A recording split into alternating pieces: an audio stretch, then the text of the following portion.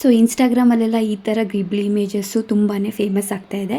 ಇದನ್ನು ಹೇಗೆ ಮಾಡೋದು ಅಂತ ಕನ್ನಡದಲ್ಲಿ ತಿಳ್ಕೊಳ್ಳೋಣ ಬನ್ನಿ. ಮೊದಲು ChatGPTನ ಇನ್ಸ್ಟಾಲ್ ಮಾಡಿಕೊಂಡು ಸೈನಪ್ ಆಗಿ ಗೂಗಲ್ ಅಕೌಂಟಿಂದ. ಆಮೇಲೆ ಇಲ್ಲಿ ಕಾಣ್ತಿರುವಂಥ ಫೋಟೋಸ್ ಇಮೇಜ್ ಮೇಲೆ ಕ್ಲಿಕ್ ಮಾಡಿ ನಾವು ಯಾವ ಫೋಟೋನ ಕನ್ವರ್ಟ್ ಮಾಡಬೇಕೋ ಆ ಫೋಟೋನ ಚೂಸ್ ಮಾಡ್ಕೊಳ್ಳಿ.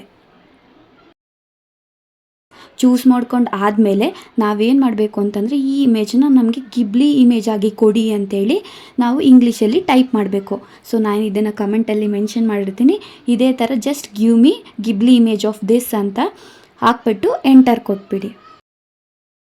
ಅದಾದಮೇಲೆ ಸ್ವಲ್ಪ ಟೈಮ್ ಹಿಡಿಯುತ್ತೆ, ಒಂದು 2-3 ಮಿನಿಟ್ಸ್ ಇಮೇಜ್ ಲೋಡ್ ಆಗುತ್ತೆ. ಅದಾದಮೇಲೆ ನಮಗೆ ಈ ಥರ ಇಮೇಜ್ ಜನ್ರೇಟ್ ಆಗುತ್ತೆ. ಇದನ್ನು ನೀವು ಲಾಂಗ್ ಪ್ರೆಸ್ ಮಾಡಿ ಬರೋವಂಥ ಸೇವ್ ಆಪ್ಷನ್ ಮೇಲೆ ಕ್ಲಿಕ್ ಮಾಡಿ ಸೇವ್ ಮಾಡ್ಕೊಬೋದು. ಇದು ನಮ್ಮ ಗ್ಯಾಲರಿಯಲ್ಲಿ ಸೇವ್ ಆಗಿರುತ್ತೆ. ಸೊ ನೀವು ಇದೇ ಥರ ನಿಮಗೆ ಬೇಕಾದ ಫೋಟೋಸ್ನ ಗಿಬ್ಲಿ ಸ್ಟೈಲಲ್ಲಿ ಜನ್ರೇಟ್ ಮಾಡ್ಕೊಳ್ಳಿ.